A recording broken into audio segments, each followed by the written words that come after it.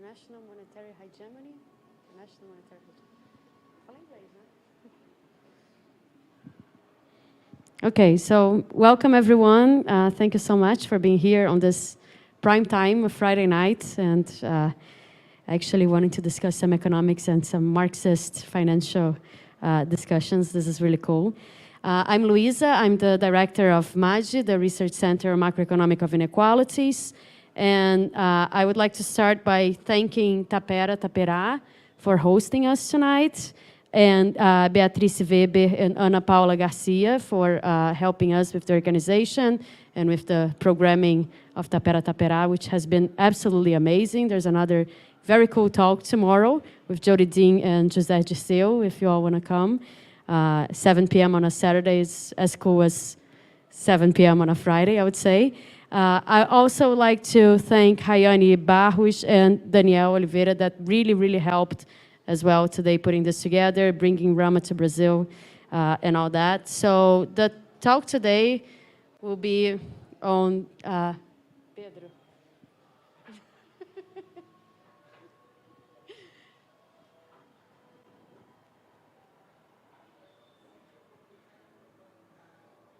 Sorry, everyone, I don't have the title on my hand. So it's a complicated title, so I need to read it. So it's Public Debt, Private Finance, and the International Monetary Hegemony.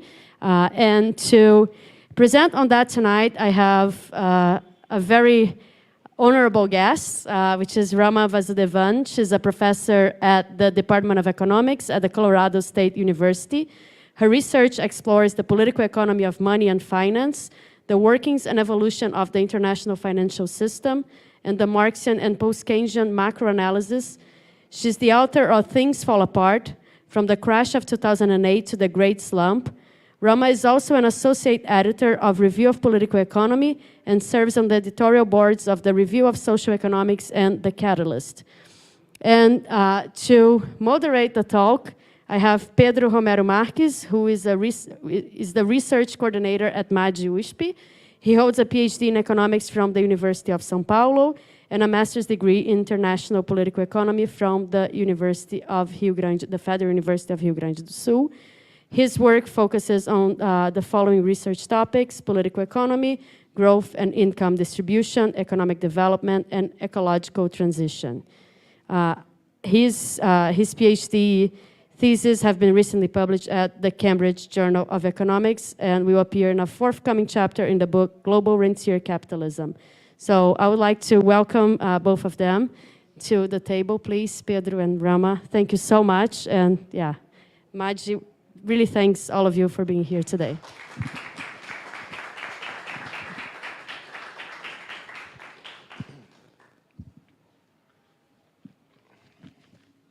Well, thank you very much for coming today. I'm very happy to be here with Professor Ramaa.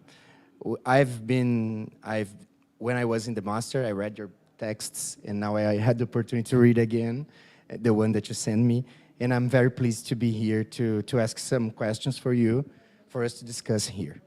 I would like to start by, I will read here because I prepared when I was reading the text some questions. I'd like to start by asking you about this concept that you introduced in your new text, the recent text that I read, which is called the nexus of public debt and private finance. You say that it is elaborating some intricate relationship between states and markets. And we can think about this nexus by rethink the history of international monetary system, or rethink the capitalism history by looking at this nexus. So I'd like you to please introduce what this idea behind this nexus and explain why is it important for us, and the main theoretical perspectives that are behind it, please. But before I do that, thank you for having me here and organizing this. This is really cool, and I'm very excited to be here and talking to all of you. So thank you. So if you think of the capitalist system, at the heart of it is working is this alchemy, which transforms public debt into an engine of credit creation and wealth creation. Okay, and so if you think of public debt, it has on one side, it's like a public good. This is what the state uses to kind of build social protection, build infrastructure, safety nets, whatever, and prosecute wars too. On the other hand, public debt is a private asset. It is something which in the hands of the creditors, the people who hold public debt, is wealth. It's a source of wealth creation. So public debt has this Janus space as a public good and a private asset. And it is this kind of interaction, because on one hand, you have the state and spending and borrowing in order to spend, but this borrowing creates a financial aristocracy. It creates wealth.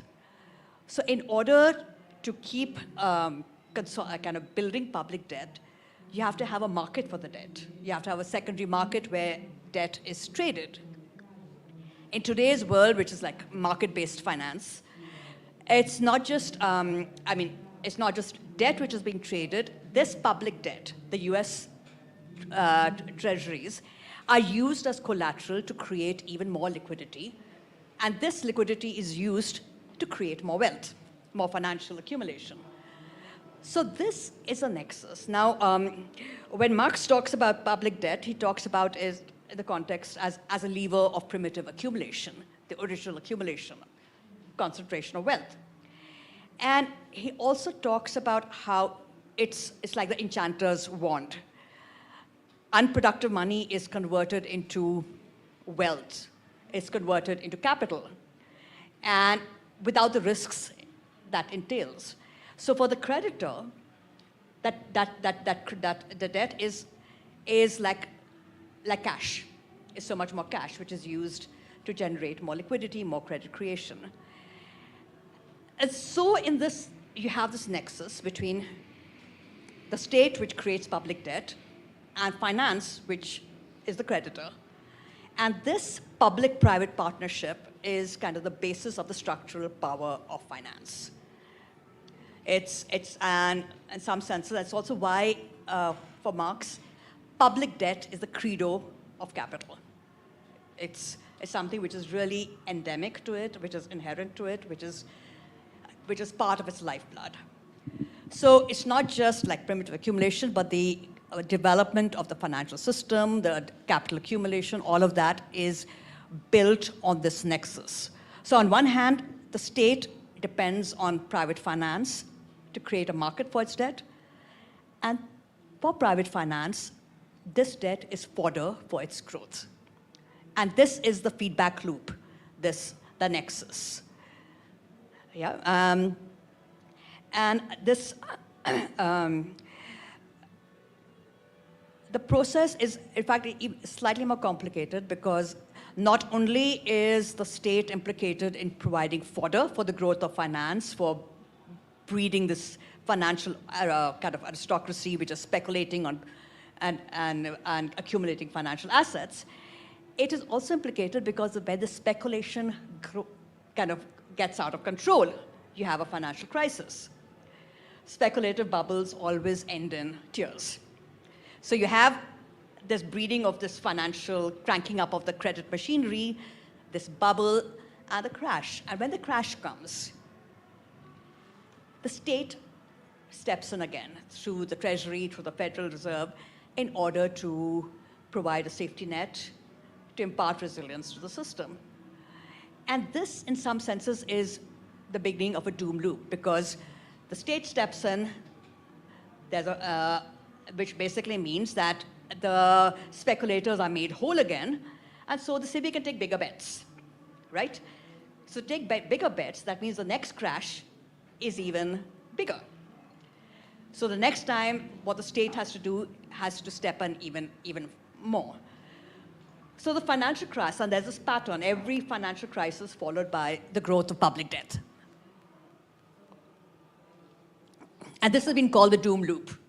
The bets of finance become higher, larger and larger, and public debt becomes bigger and bigger. And since finance is too big to fail, it's not just that you don't want a few financial institutions to crash. The crash of the financial institution threatens capital accumulation. It threatens the existing social relations. So the survival is at stake. And the financial power of the state is brought to bear to protect the finance, entrench it, and in some sense is responsible for the rise to dominance of finance. And this happens not just domestically, it's also as the financial system internationalizes. The power of the central bank in the US, the Fed, is basically the backstop for this entire kind of financial system. It becomes the basis for ordering, domestically, it becomes the basis of squeezing workers through the burden of debt. But globally, it also becomes the basis of ordering relations between nations, of squeezing workers and working people in the global south through the burden of debt. So that's stuff. Thank you, Professor. It's very interesting how you put this global perspective on how national debt goes beyond the frontiers, the limits of the country, and then engages in a process with the global division of labor, for example. It's a very interesting point. I would like to address another question regarding the whole historical perspective behind the nexus between public debt and private finance. As I read your text, I was thinking about how, as capitalism becomes global, as the international monetary system becomes disattached from the gold or other metal in a sense, and becomes like attached to dollar, the nexus becomes bigger or more complex, I would say. Yeah. So I'd like you please to give us some remarks on how this actually happened in the history of the two big hegemonies regarding international monetary system, so the pound hegemony and then the dollar hegemony, and address specifically the role of Britain and the pound in the international monetary system attached to the gold system, and afterwards the role of the US debt, and which is the relationship between the West debt and US dollar in the whole perspective of the late years that we have. I could do a long version and a short version, but it's... So when one thinks of the British Empire, and one thinks of it in kind of monetary terms, one thinks of the gold standard, which was in effect a sterling standard, with the City of London and the Bank of England at the center, kind of making sure the whole thing is working. And key to this, again, I argue, is the nexus. So part of it is establishing the sterling bill, which is basically an IOU in sterling, which is used to settle international transactions. Establishing that as the anchor of the international financial system. And to do that, you had to have the backstop of the Bank of England guaranteeing that. So the city of... And this history, I'll just give you kind of a few episodes. So the Napoleonic Wars, that is a period ends around 1815 between France and Britain. And Britain finances that through debt. France finances that through taxes. And in this process, Britain's debt kind of becomes like more than 2 times GDP. It really soars. But it's also a period of very effective management of debt. And the Bank of England is critical to helping create a liquid market, a market for debt. It bought the bonds, and it also provided loans for other financiers to buy those bonds. And you had big financiers like Rothschild, Barings, who played a big role. In fact, the first windfall of Rothschild happened at the end of the war because they bought consols, British treasuries, former British treasuries, at a very low rate, and then were able to sell it at a really high, making 300% profit in the process. So this war and the financing of war by debt helped create these new financial aristocrats of that time, the financiers, the big guns. And it also helped establish London's primacy and helped create a market for sterling debt. So after the war, again, these same financiers, the Rothschild, the Barings, they now start kind of buying up sovereign bonds, including in Latin America. And that becomes the new source of wealth until you have another bubble bursting. And again, the Bank of England in this crisis, and Rothschild arranges money in order to help the Bank of England. So this nexus is growing. And if the Napoleonic War was kind of the beginning of creating this huge financial center, you again had the Franco-Prussian War, which basically between Germany and France, and that basically helped eclipse Paris as a financial center. And the reparations basically meant that franc bills didn't play such a big role, and sterling bills were important in the reparations which are paid back to Germany after the war. And again, Rothschild, Barings made a lot of money kind of in floating these bonds and in selling them. And so you can see how public debt, private finance, and its power goes together.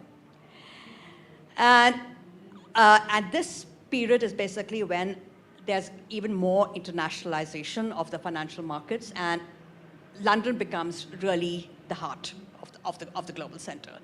And the Bank of England is drafted into making sure this machinery works. Another kind of example, I mean, I don't want to bore you with too many examples, but it's a really important milestone, which is the Barings crisis in 1890s. So the Barings Bank in London had lent a lot, was overextended in Argentina. That market was kind of crashing, and Barings was going to collapse. And Barings was too big to fail, and its collapse would have threatened the city of London. At that time, a Barings rival and the Rothschild, he helps kind of form this kind of a guarantee fund, which has the implicit kind of a backing of the British Treasury and the Bank of England, and he corrals some other leading financiers to basically shore up Barings. So this was a very important lender of last resort action, and the Bank of England is now implicated in making sure that the international financial system is backstopped. And to do this, there's Rothschild. Rothschild helps negotiate a loan from France. So you have this kind of cohesion happening. And at the same time, Rothschild heads a committee which is meant to oversee the Argentinian bonds. And what does this committee do? It basically imposes austerity.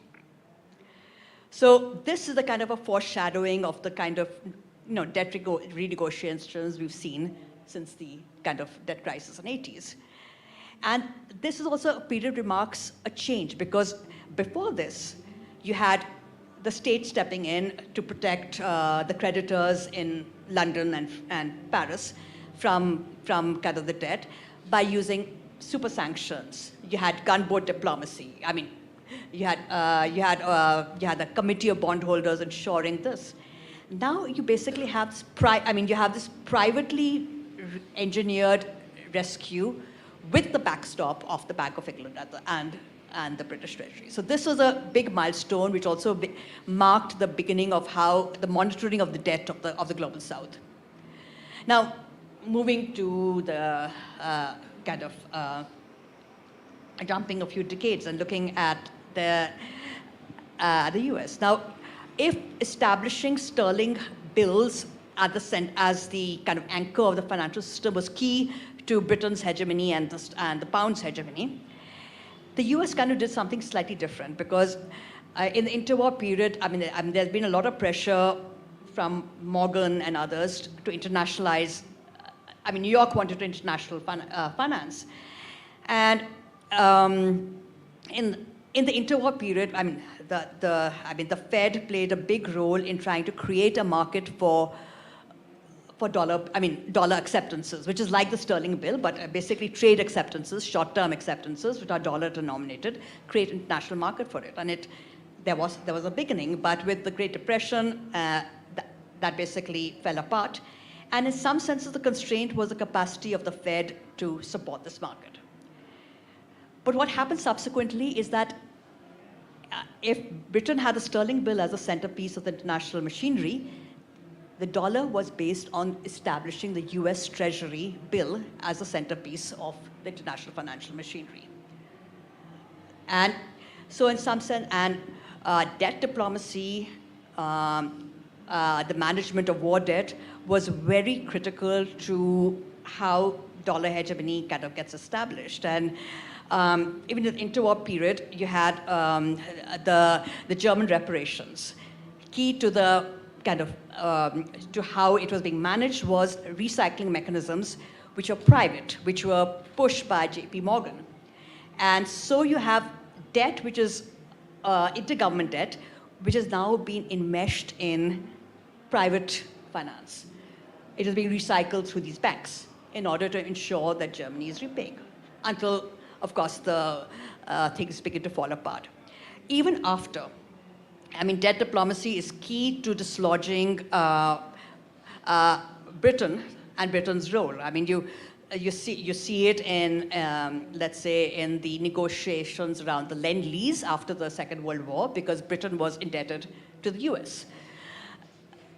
And that the whole negotiation was centered on how to do it in a way that dismantles the sterling bloc and also the system of imperial preference which Britain had over its colonies.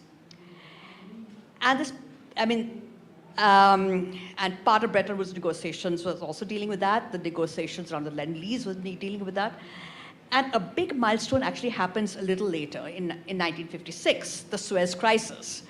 So when Britain and France kind of back Israel's invasion of Suez after the Suez Canal was nationalized, the US, there was a run on the pound was collapsing, and Britain was needed support.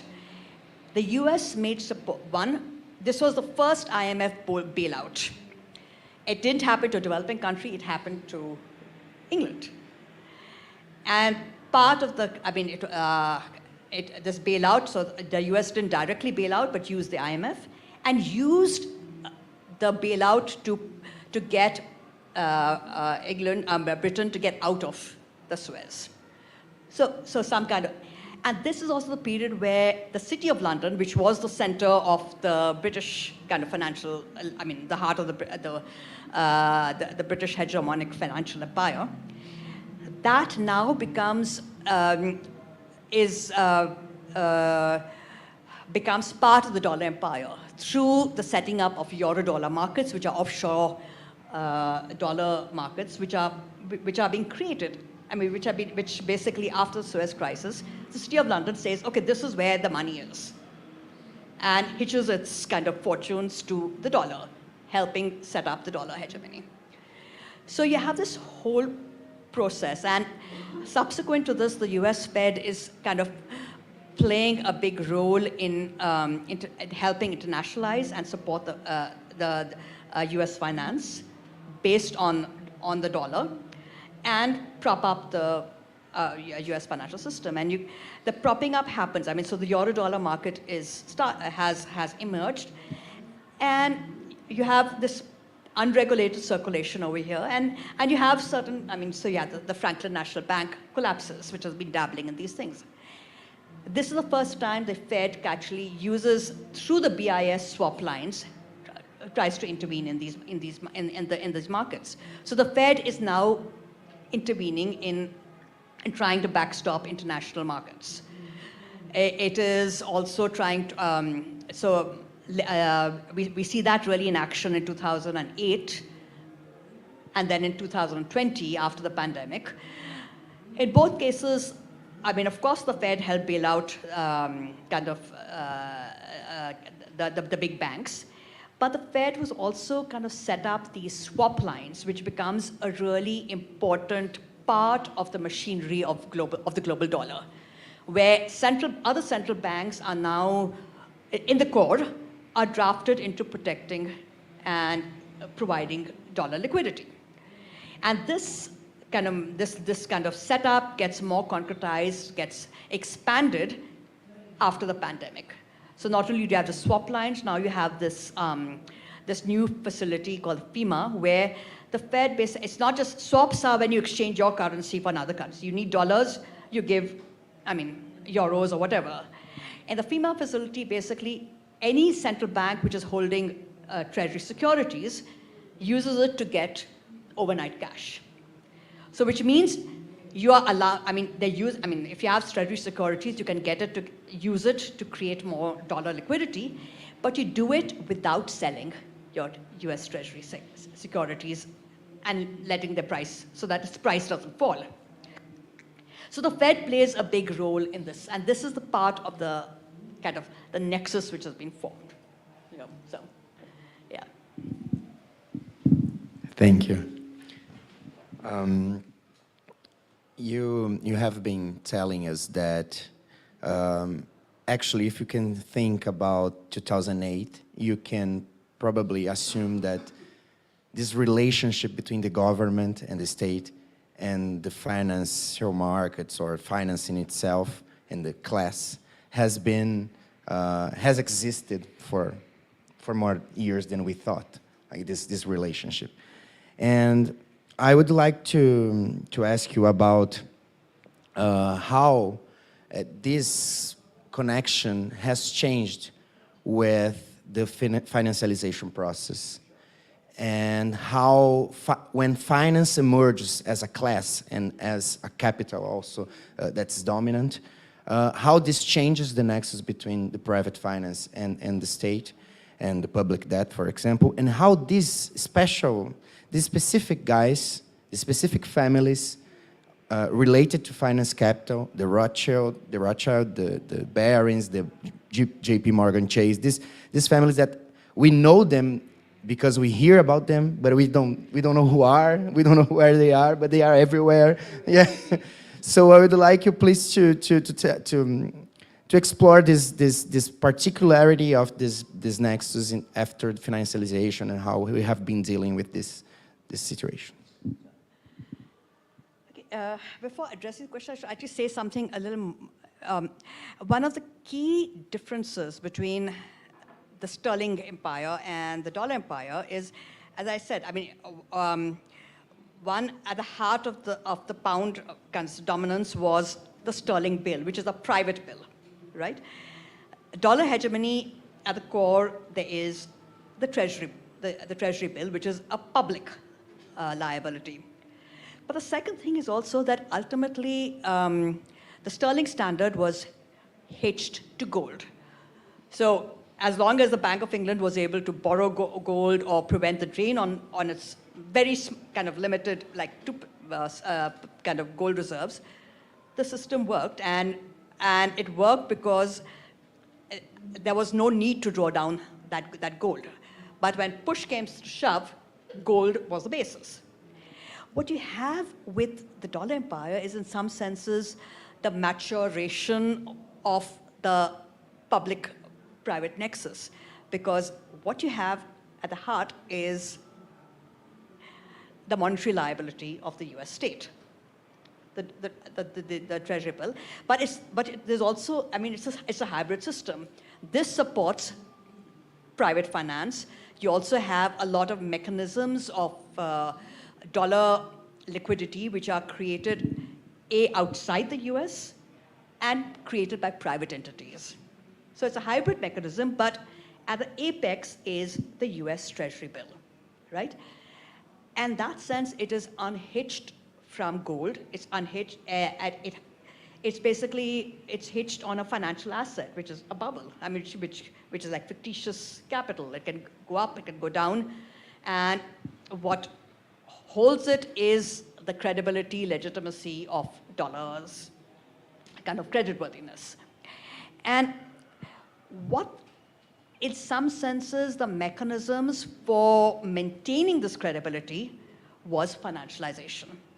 So the demand for dollars is continuously stoked and depends on this whole process of financialization.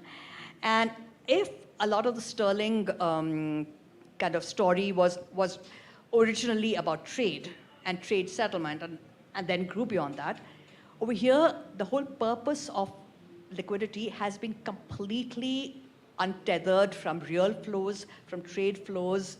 I mean, your average kind of daily transactions in foreign exchange are like 7 trillion. It's nothing to do with the needs of trade or remittances or anything. It's all part of this thing of, so, and it's again related to the doom loop, because the more demand is created, more bubbles are created, more debt is created, and it just spirals. And this has also kind of, you had the Rothschild and you had the Barings in the past. You have had, I mean, this pressure from New York bankers to internationalize kind of starts in the 1900s at least, approximately, and there's this push, and even when the US Fed is being set up, there is a lot, I mean, part of the kind of push from bankers was it has to help internationalize the dollar. And what you see, I mean, the interwar period, there was, I mean, after the Great Depression, you have the New Deal regulations, the glass, and there's some attempt to contain finance, but finance doesn't like to be contained, and it's always pushing against, the restrictions, and always pushing to internationalize. And the euro-dollar market became one way of finance, basically pushing back, internationalizing. And by the 70s, the banking sector is pretty concentrated. But by 2008, after the financial, I mean, the banks are becoming bigger, and post-2008 crisis, you basically have 4 big banks. You have this huge amount of mergers, acquisitions. You have basically 4 big banks who are ruling the roost, and they're also very much part of the kind of ruling the roost globally.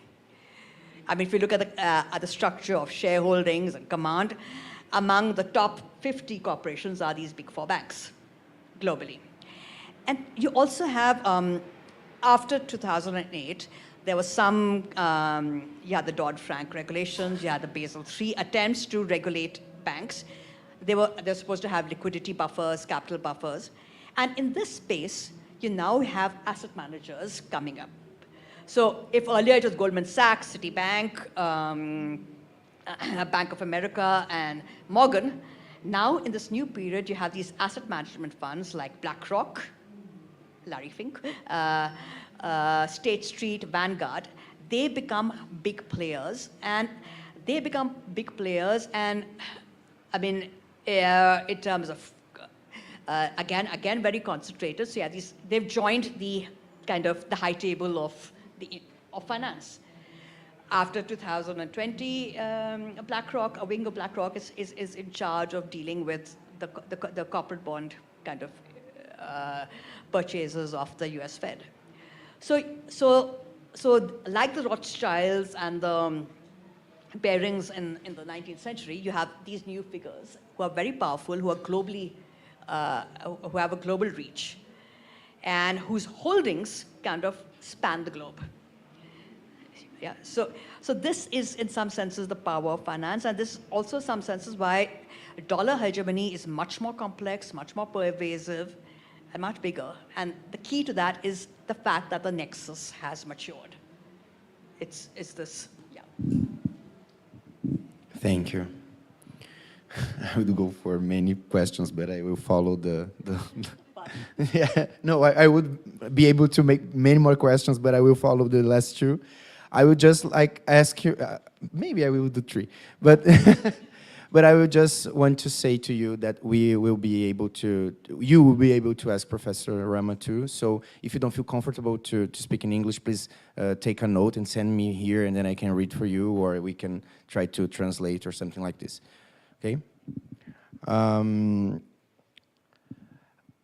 You mentioned in your last answer, I think, about this particular place that the periphery, and especially Latin America, has occupied during this whole history of the nexus of, that you present. So I would like to bring the discussion to our lens here, and to ask you about this. I thought it was very interesting to read in your text that, well, in the 19th century, the Rothschild, sorry, they came here and they knocked the door of the Brazilian government and said, please pay me. And then it became like part of the IMF and this Bretton Woods institutions framework.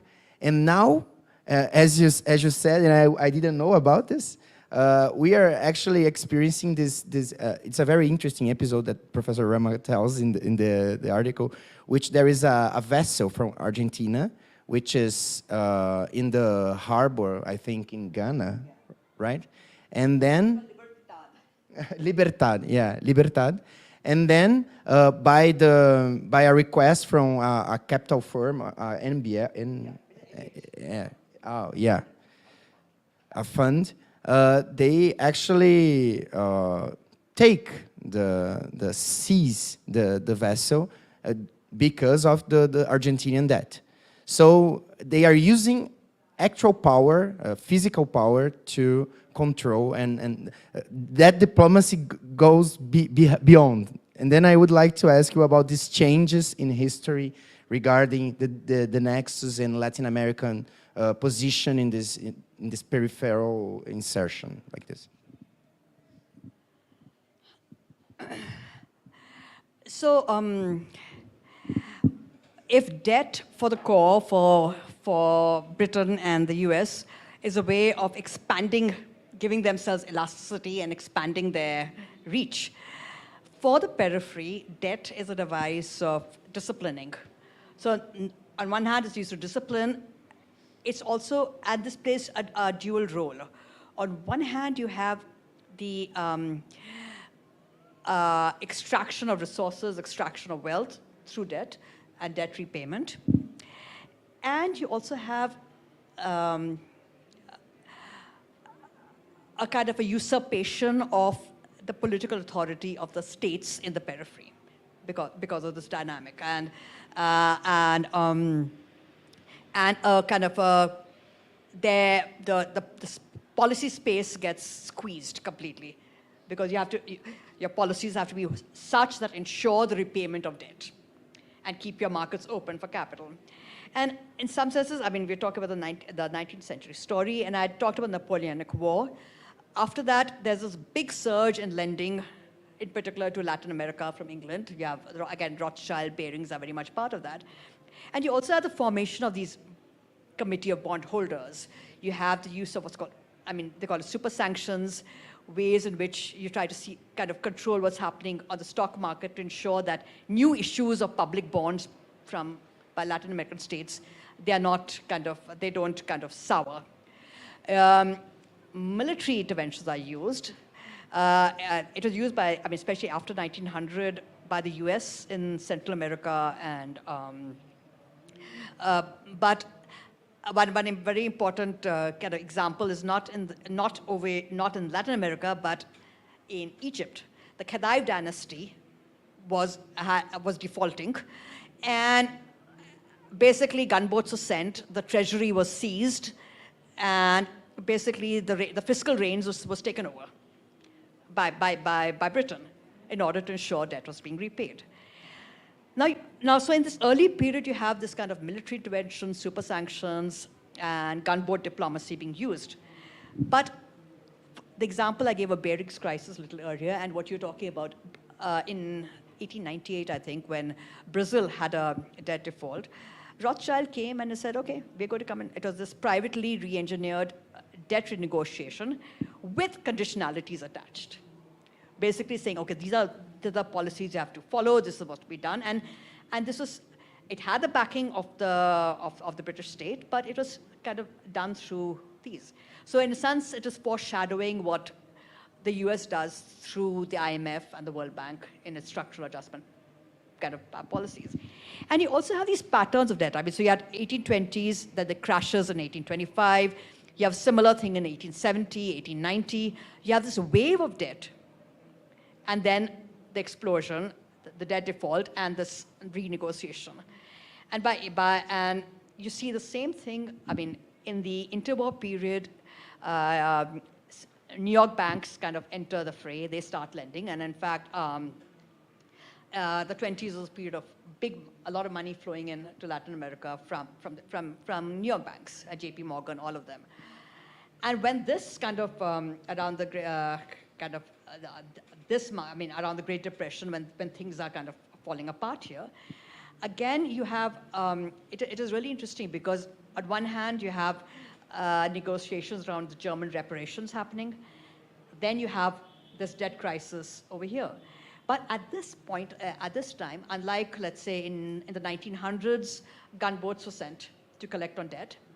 At this point, maybe partly because the New York City banks didn't have the same kind of clout, and the attitude of the US government was not as easy to finance. So this debt moratoriums was allowed, right? Now, after post-World War, you have this period where private debt flows kind of ceases, becomes very restricted, but in the 70s it again increases, and then you have the debt crisis in the 80s. But unlike the 30s, when debt moratoriums were allowed, in the debt crisis in 1982, it was just not on the table.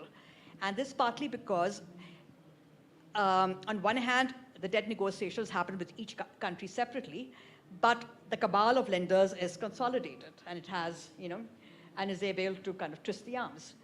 And there was also the sense that this debt cannot be, has to be repaid. You restructure it, whatever you do, but there can be no moratorium. Debt has to be repaid. So there's a fundamental change. And so now you have these new cycles of debt flows, waves of debt, and then the collapse. So 70s ends in the 82 debt crisis. You have the lost decade, and then in 89 you have the Brady bonds. And with this, which is basically a kind of a structured vehicle, so against your debt you issue these new tradable bonds. So after the 30s, this is when the bond market, sovereign bond market revives, gets a big boost in Latin America. And you also have the growth of derivatives, new more complex products. Again, this wave ends, there's the tequila crisis, and then later the Asian crisis. New wave again starts after 2002. Global financial crisis ends it. And after 2010, you've had this new upsurge. And right now, we're kind of in the grip of this brewing global debt crisis, which is especially intense for Africa, countries in Africa and Pakistan, Sri Lanka. But we are in this new phase. So every wave of debt ends in this, thing. And each renegotiation is used to tighten the grip, to enforce, and what you have now is these global rhythms of capital flows, which are tied to monetary conditions in the US and tied to the dollar. If the dollar rises, global funding gets squeezed,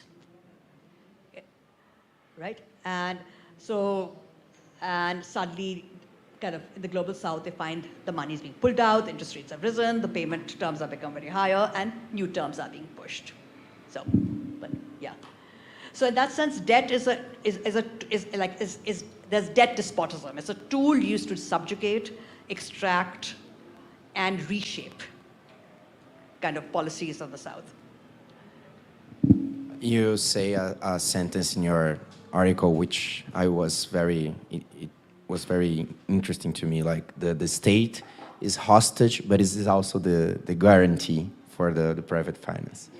So I think it's something this that's the nexus, yeah. But it becomes clear right now when we see how it can go forever. Yeah. Hopefully not forever. No, forever socialism. But I would like to make a last question, and I couldn't help doing this because I think everybody's trying to understand this moment in international scenario and how things are evolving, about the possibility of hegemonic transition between the United States and China, and how the different ways that China state is constructed, is built, the different ways China relates itself with international monetary system, with the international economy in a broad sense. What can you say about looking at the nexus of public debt and private finance, about this possibility of hegemonic transition, looking at the US dollar crisis or not, and the possibility to restore the ability of the dollar to continue to be the global money? I mean, we are definitely, we are in a state of flux. And some of the contradictions of the present moment can be seen in the fact, on one hand, Lula makes a call in the BRICS meeting for an alternative to dollar arrangements. And Milei puts a proposal to dollarize Argentina. And there you see is a snapshot of the contradictions of our moment. And you have, let's say, this brewing global crisis that I was talking about. It was the pandemic shock, and after that, the war in Ukraine, rising interest rates, supply shocks, or rising energy prices, food prices. Developing countries have been kind of just being hit, right? And so like more than 60% of the least developed countries are in distress. You had 18 kind of near defaults in the last few years. There's a brewing global debt crisis. And at the same time, if you look at the financial press and you look at the IMF, they're also saying we should worry about the US debt. I mean, the US has been, the debt is going out of reach, it's unprecedented, it's reaching it's going to cross what it was after the Second World War. We need to worry about it. So we are in this kind of point of contradiction. So on one hand, you have, you have this increasing restiveness and concern about the burden of the dollar, about the threat of sanctions and how it can suddenly be weaponized. And you have these attempts to push for alternative ways of settling trade, which are non-dollar based. And you have this talk of the stealth erosion of the dollar. So the dollar reserve holdings by central banks, they fell from about 70% to 59% in the last few years. But the funny thing is that this, so dollar reserves have fallen, but this hasn't gone to the euro or to the yen or to the pound. It's gone to the Canadian dollar, the Australian dollar, the won, some Nordic currencies, the krona, and the yuan. Okay? So you have this, and apart from the yuan, the other currencies are basically very much part of the dollar fortress. They all have swap lines with the Fed. They're all part of, they give elasticity to the dollar system in some senses. And they're not a kind of a pushback against it. So this diversification does not really mean that the dollar is being threatened. Of course, a new pole is being formed around the yuan. But at least my reading is that the internationalization of renminbi is not really about dislodging the dollar and becoming an alternative to dollar. It's because it really sucks for China to be under the shadow of the dollar, and it's trying to create a space for some, autonomy, its own, separate relations which are not dependent on the dollar, and providing alternative channels, all of that. So that is definitely the agenda, but that itself is not going to displace the dollar. It just creates breathing room in some senses. And while you have all this talk of de-dollarization, a recent survey of the OMFI of central banks, the number of central banks who want to increase their dollar holdings increased in the past year from 6% to 18%. The number which wanted to increase their renminbi holdings decreased from 8 or 9% to 2%, 2.5%.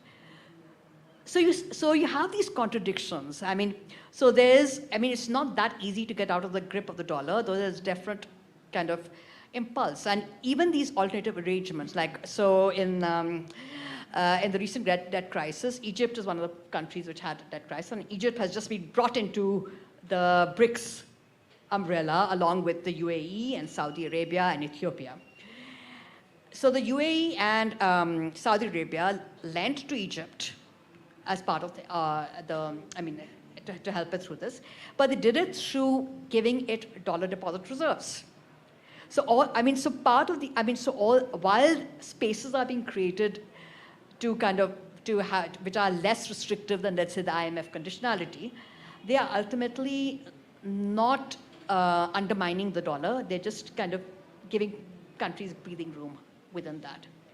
But having said that, I still think we're in a state of flux, and this kind of moment is a moment for action, a moment where you can actually forge, new things. And I think instead of bilateral relations, one needs a new kind of Bretton Woods arrangement, which is led by the Global South, which kind of is, addresses the needs of the Global South, and one big part of it will be debt moratorium, and, basically this despotism of debt, which is kind of eroding, kind of the livelihoods of people across the world. That has to be kind of pushed back against through something which is not bilateral, but truly multilateral and led by the Global South. So, that's what would change things, because it's not going to, the dollar had, it took the Great Depression and 2 wars before, and the Suez Crisis, for the mantle to shift from the pound to the dollar. It's not going to be easy to, do this.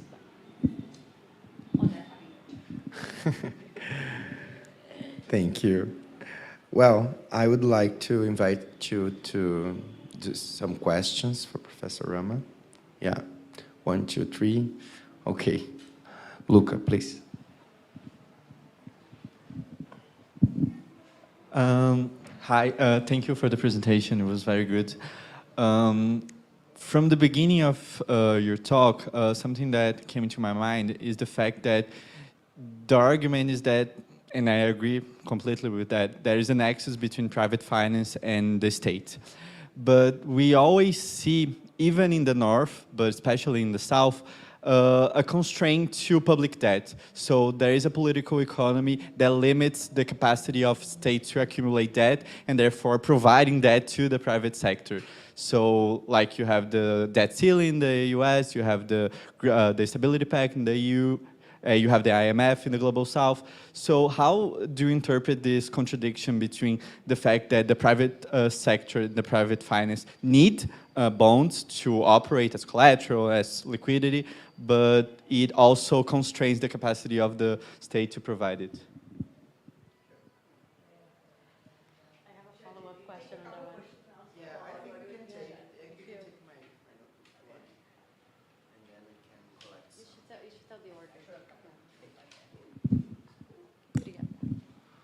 Mais perguntas aqui dentro? Oba, 3. Tem uma lá fora também. A ordem. Vamos pela ordem. Isso. Começou lá fora também. E a gente I would also like to thank you for your presentation. It's really primetime Friday. I'd like to ask you about austerity, because the last few years in Brazil, there's been a lot of debate around fiscal rules. There was the spending ceiling from the Temer government, and now we have a new rule from the Workers' Party government. We're seeing in Argentina right now the effects of austerity and the increasing poverty and stuff. So I'd like to ask you, what's the way out for austerity, especially in the global south? Do you see any way out, or should you just accept it as it is?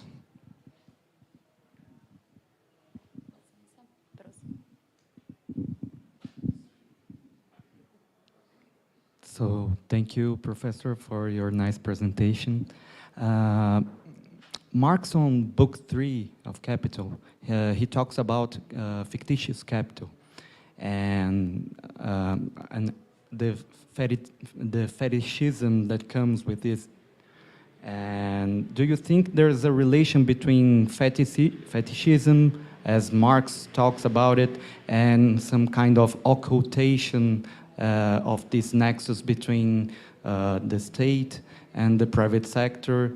And do you think that there is also a relationship between the work theory of value and what you're talking about, this nexus?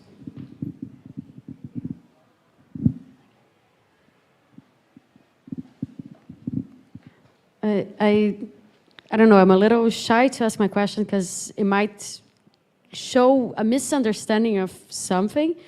So, but it's a little bit of a follow-up on Luca and his question. So basically, as you're talking, I'm thinking there is a contradiction in the austerity discourse. There is like an internal contradiction in it. And this contradiction is different when you think on the austerity discourse in the Global South and in the US, which is the center. So as I'm understanding, I don't know, you could think of austerity in the Global South as kind of a culmination of the cycle. But then what does austerity serve in the US? Wouldn't it be kind of, wouldn't austerity kind of be an affront to this hegemony? Like if actually there was a decrease in public debt in the US, what would that mean? And so what are the forces behind the austerity discourse and how they relate to the forces that are gaining from this process?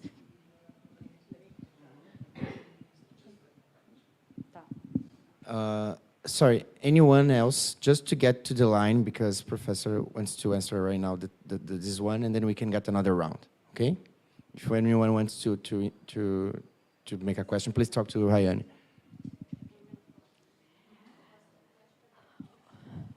Okay, thank you. So I'm going to take those 3 questions, one on limits to debt, austerity, and yours together.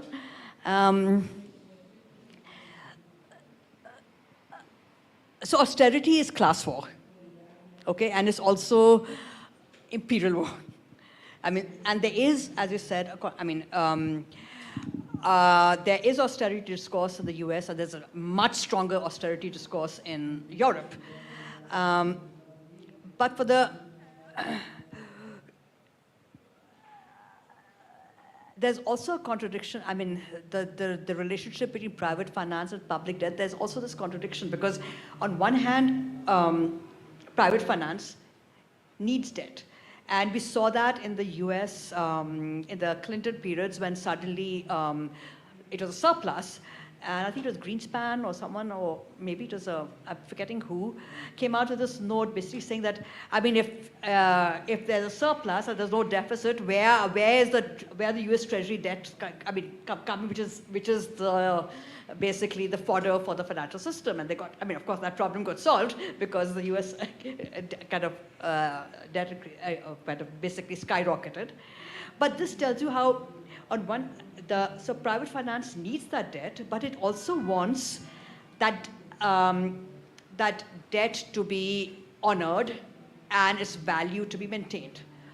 So, and you can see this even in, am I going too fast? No, it's just that you Oh. closer, yeah. Okay, sorry.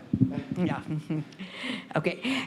Like even, I mean, when you think of England and the early issue of debt, that is also the period where the bondholders wanted to have a voice in how budgets are managed, because it's in their interest.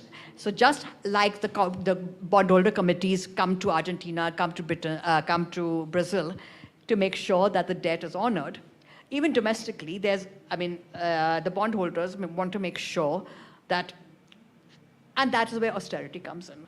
So austerity, I mean, there's a class dimension which operates within the core because the squeeze is on the working class there. And you have polarization, you have growing inequality, and you have the rise of the 1%. The similar process is happening in developing countries. You have growing inequality, you have a global elite. I mean, the billionaires in India, in China, whatever, who are making, who are really making a lot of money out of this globalized system, and the squeeze on the working people over there. So the limits to debt, in some senses, are, and it kind of relates to that of fictitious capital because it is governed in some senses by, is there a market for this debt? Do people, I mean, so there's a level, I mean, it's not based on fundamentals. It's based on, something much more speculative and in the air. So there's more room for the US, and the US, because even while the financial press is talking about, and IMF is talking about, hey, the US needs to get its act together, and there's been a downgrade on the US debt, it still has a huge market, and huge market which is propelled by finance, the same finance which is saying austerity. It won't say austerity when the banks have to be bailed out. So you have so in the US you have this divergence between, in 2008, in the hoops which had to be, which the legislature had to go through for the stimulus package. But the Fed uses emergency provisions and can bail out the banks much more easily. In 2020, contrast the way the Fed's financial power is put behind reviving financial markets and global markets through the swap lines. Contrast it to what actually went into kind of, making working families whole. I mean, there was money which is being put in, but it paled in comparison with what was done for banks. So after every financial crisis, public debt rises. And that is used to squeeze, to set up arguments for squeezing social security or safety nets, etc. But you don't have the same kind of squeeze when it's spending for war or spending for, So there is that, that dimension. So the limits to debt are in some senses political, and austerity is a political act, and you have that contradiction. Now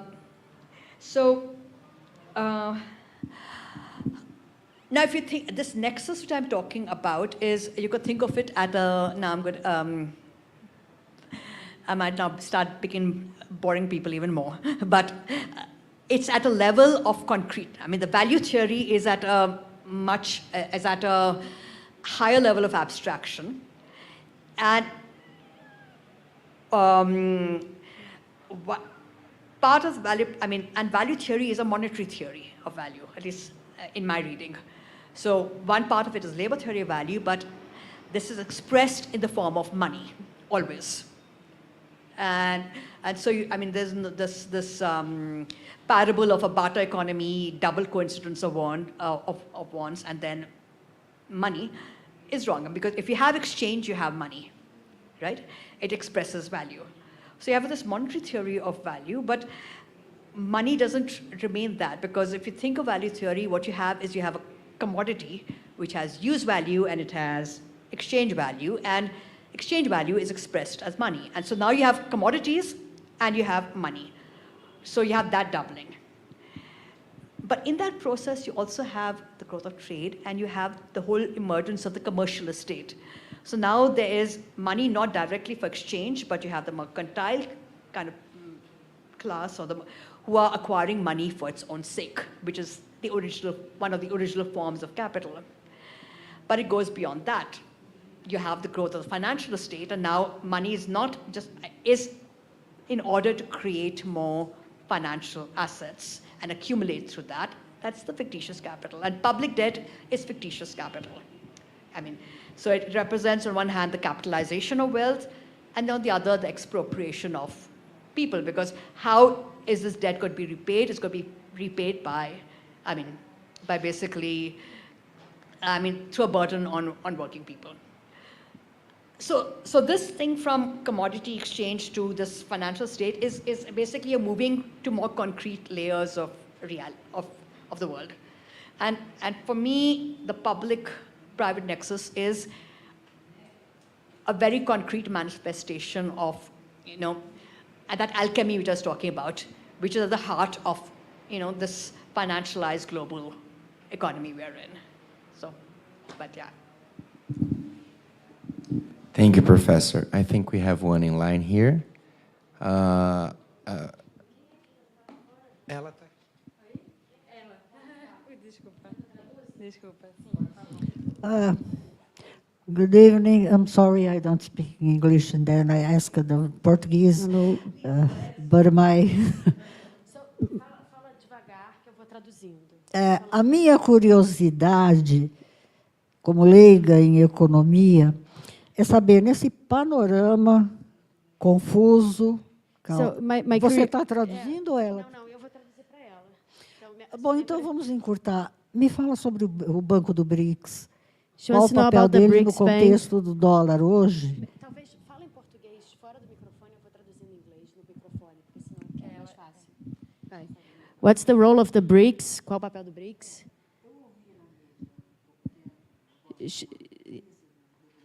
So if the crisis at the state of the South, the Rio Grande do Sul, the state that got the flooding.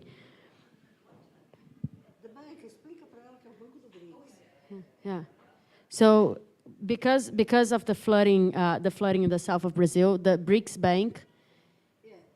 Eu vi notícia na mídia, queria que a gente talvez confirmar, que o banco conseguiu qualquer coisa em torno de 2 bilhões de ajuda ao Rio Grande do Sul. So BRICS Bank got $2 million. Parou aí. A minha dúvida, foram 2 bilhões de dólares? Ela não vai. Vamos lá. Foram 2 bilhões de reais? Ou foram 2 bilhões em alguma moeda dos 5 países pertencentes ao banco? Resumo da pergunta, qual o papel desse banco, que esse banco hoje joga, nesse contexto que ela abordou, de crise do dólar, de especulação de dólar, So there's a. ameaça aos Estados Unidos? So there's a more general question about the role of the BRICS in the BRICS Bank, specifically the BRICS Bank, in fighting against this hegemony on everything that is spoke about. And she was specifically talking about a newspaper news that she read about the flooding in the south of Brazil, that there was a rescue. There is a $2 billion rescue plan that the BRICS Bank is going to fund, and she doesn't know in which currency that is. But as I told her, you might not know the answer to that question, but this is one of the questions. But I think she has in general this question about in which currencies is a bank like the BRICS Bank operating on?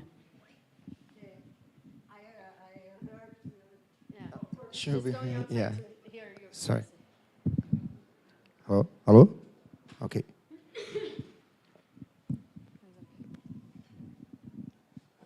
Thank you for your exposition, Professor. My question, first, just a remark about austerity.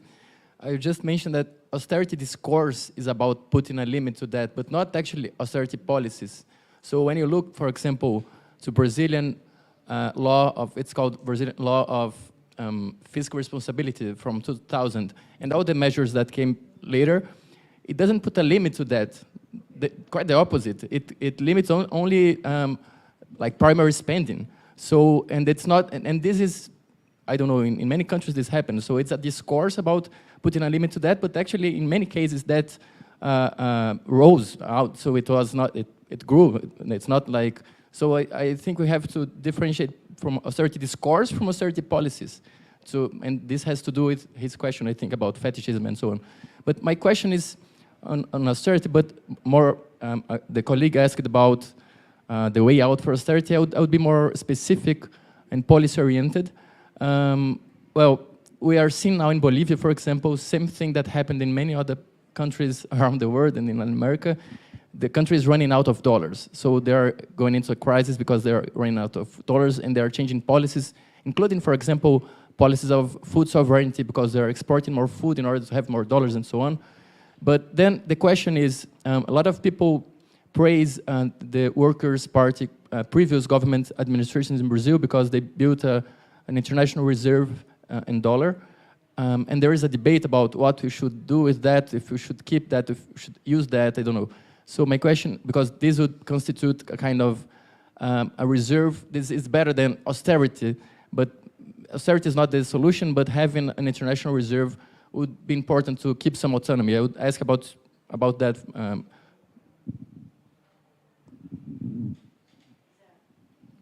Thank you, Professor. I will try to do my question in English, but if it's too confused, you tell me and I do in Portuguese. I don't know if I been too far, but I started thinking the environmental version of this constraint in the relation between North and South countries in this nexus that you commented, because there is a discourse about the positive net use about the natural resources in the world, and the countries that still had these resources and still had the natural resources. There is capability to be positively in this relation is the South, but in a cause that is the development in this economic trajectories. My question is in this direction. I don't know if I've been too far and if you have had talks about this, but if we can see an environmental version of this constraint and in this nexus that you commented. I'm sorry, I will just make a little remark on it and ask you about development in a more broad sense, because I think we are talking about how to escape, how to do development. So I would like you to hear about it. How to escape? That's the big one. Okay. BRICS. Now, I don't know exactly about this thing in the south of Brazil, but BRICS does different things. Some of the arrangements are in local currencies, so it helps. I mean, you make and you backstop kind of currency arrangements in a bilateral sense, but it's also providing dollar reserves. It's also pooling dollar resources in order to provide it to the countries which need it. So in that sense, it doesn't undermine dollar. And you also see that in terms of the sanctions. I mean, these banks cannot bypass the sanctions which have been imposed. The same way that, let's say, through China or through the CIPS, these alternative systems, they could be bypassed. So, I mean, the BRICS project, I think, is still a project in making, and and its expansion is interesting, is particularly because of the kind of it signals, again, it is a signal of an emerging pole, but it is still very, it's not coherent, it's not cohesive. And that's, I mean, that's going to determine where it goes. The dollar. So this thing about, so after 97, the Asian crisis, the Asian countries started stockpiling dollar reserves precisely for the reason that they said, okay, capital flows are volatile. We are subject to these kind of gyrations dependent on the whims of the global investor. And so the only way to protect, so we need to have the stockpile of dollar. And the stockpile of dollar, I mean, has been analyzed, like say, by Laila Pavitsas, as a tribute. Because the stockpile of dollar is basically a credit line to the US. So the stockpiling of the dollars is a response to dollar hegemony. It also strengthens dollar hegemony. And it's a kind of part of the exorbitant kind of privilege exacted. And so in that sense, you have no choice the dollar reserves are an important part of your way of protecting against capital kind of flight, but it also has a cost. And so in estimates that it's a significant cost, and so so let's say the excess dollars of the Saudi Arabia, they started putting it in sovereign wealth funds. Here again, from the IMF World Bank, you had the Santiago principles. They're trying to say that, okay, if you have sovereign wealth funds, you should invest it on market principles and not on geopolitical principles, right? So, which are based, so there's that kind of push. So how can these reserves? So part of, let's say, the BRICS and other kind of arrangements are pool, yeah, okay, you have dollar reserves, you pool them, make them available to the country which needs it. And this is kind of, it is stretching this system, and because the system is elastic for the global, for the North. The Fed swap lines go to Europe too. But what this is doing is trying to stretch the elasticity for the global South, but it is not undermining the dollar. It's trying to basically make, ease the shortage, but it doesn't, the dollar hegemony remains. It is just, so that is the complication.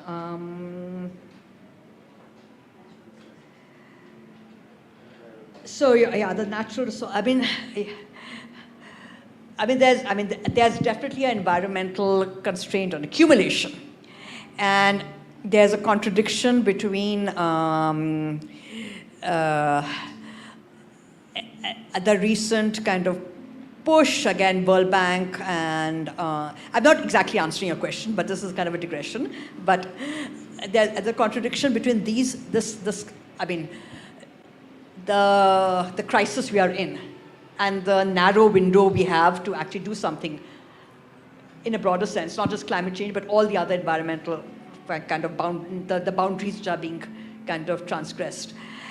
So there's contradiction between this and the way the World Bank, IMF, and the US and finance is trying to deal with the problem, which is what's called kind of the Wall Street consensus, Daniela Gabor. So what they're saying is, okay, we need states have a fiscal budget constraint. We don't want public debt, so they don't have the wherewithal to deal with it. What they should be doing is attracting private capital, the global investors. How do you attract private capital? Is by making sure that the returns are guaranteed. So you provide guarantees, price guarantees, demand guarantees, and various kind of safety nets as a way of attracting private capital. So the money which should be spent directly on public investment, which is green or whatever, you're keeping this. The policy is to kind of attract private capital, and that money is not coming. It isn't that all these policies have kind of created an inflow of money. It hasn't, and asset management funds who are very much part of this, and they have been pulling out of these alliances, and they've been pulling out, especially the US.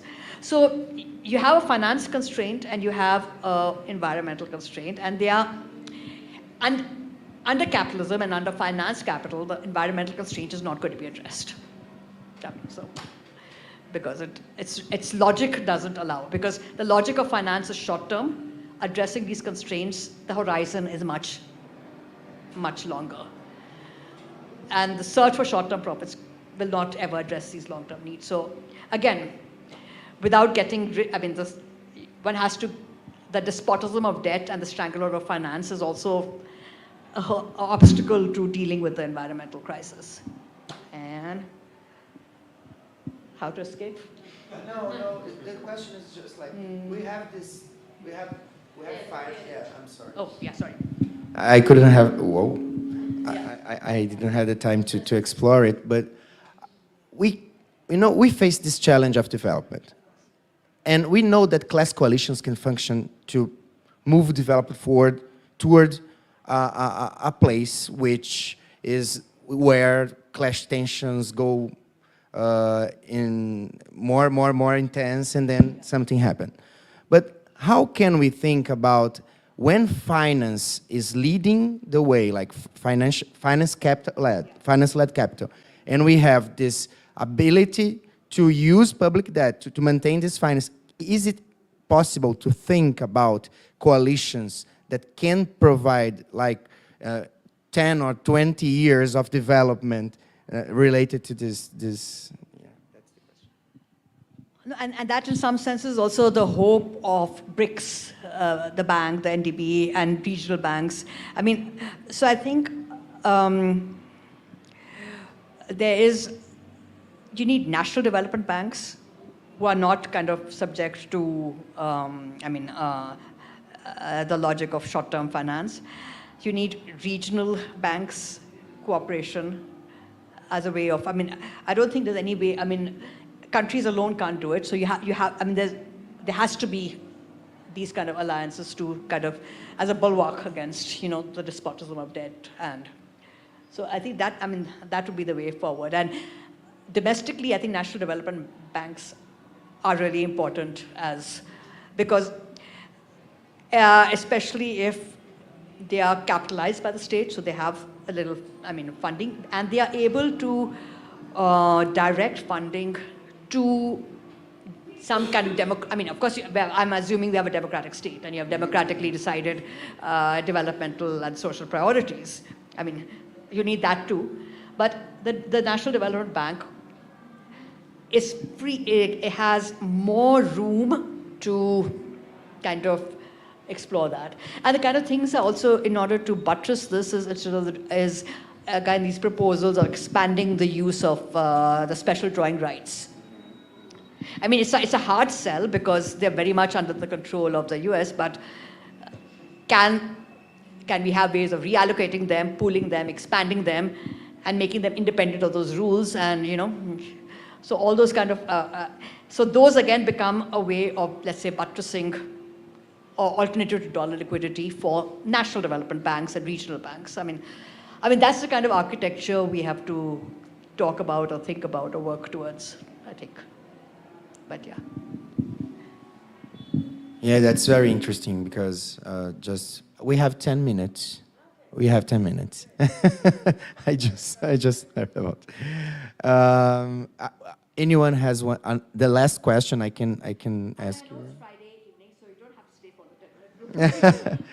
But I would just like this remark regarding external debt, like to compare, for example, Brazil and Argentina.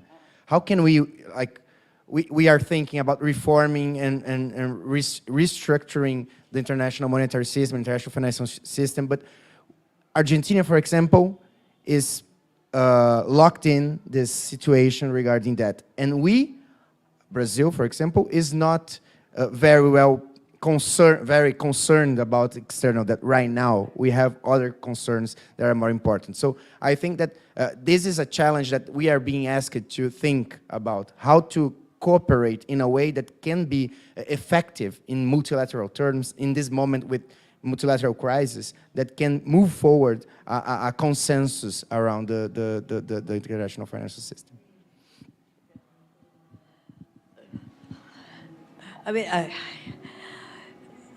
This is, there've been, the only time there's been movement forward is when there's been cooperation, is when there's been some kind of regional alliances and, which have pushed back. And for Argentina, the only time it moved forward was when it said, we're defaulting. That was the time in 2002 when you had some renationalization, push to expand social protection. And in a sense that the pushback against default is precisely because of that. And you saw that again with Greece. Syriza was pushed back on its labor reforms. They had this whole package of which had the numbers on bringing down debt, but that was a sticking thing. So which is why if there isn't cooperation, you become beholden to these rules which basically squeeze democratic space and your space for social protection, public investment, those kind of policies. The BRICS was supposed to be part of that, and and if there was ways in which these could be, again, not linked to one currency or one country and pooled. So there's this pool of surplus. I mean, this was, in some senses, what the banker plan of Keynes was. Surpluses within the development, because you have surplus, and bring China in. You have they're pooled, they become available, but in a multilateral currency. I mean, in some kind of new SDR. You could have a BRICS SDR as opposed to, you know. So because then that whole thing about, okay, now we beholden to China, that becomes like, and the India says, okay, no, we want to push them too because we want our, you know. So you don't want to go into that, kind of fall down that cliff. So, I mean, I think this would be the way to go. Arrangements where you pool surpluses, make them available. Because some of these crises are short term, which then, which you need temporary support, and then there's some which are long, and there's surpluses for that. I mean, you know that they are. I mean, for long-term kind of investment projects too. So, because we're in a peculiar position that there are surpluses outside the global north. So they should be used. So. Yes. Yeah, one last quick question. Okay. It's a whole other topic, so let's see how quick that is. But no, basically, I feel that you've been talking about how that enables accumulation in general. And my question is, does the tax the rich movement in any way threatens this nexus? The tax the rich, like, threatens this nexus you've been talking about? And does this mean that we're also facing like this political backlash of that big group on this movement? Okay, so here's the other interesting thing that, so what you've had, especially in the US, and you had this tax revolt of the 1%. So they said, okay, we'll hold your bonds, but don't tax us, because when you hold your bonds, we get rich. And this is what's called, we call the debt state. So on one hand, the holding of public debt is also very concentrated. So, and it is in this sense where I think tax the rich is and including this global wealth tax, there's all great ideas to kind of, not just in terms of resource mobilization, but kind of clipping the wings a bit. I think there's an importance to that. And the opposition comes precisely because of this, because don't tax us, give us wealth. So it's not going to be easy. But I think there's this kind of call for, global wealth tax, a coordinated tax on, because you also have to deal with tax havens. You have to deal with the, the porous borders for the, definitely, I'll back that. The tax wars. Well, thank you very much, Professor Ramaa. It was great. Thank you very much, everybody. You know that we are here with everyone. It's full of people here, outside, inside. So thank you very much. And yeah, that's it. Let's go to have a drink.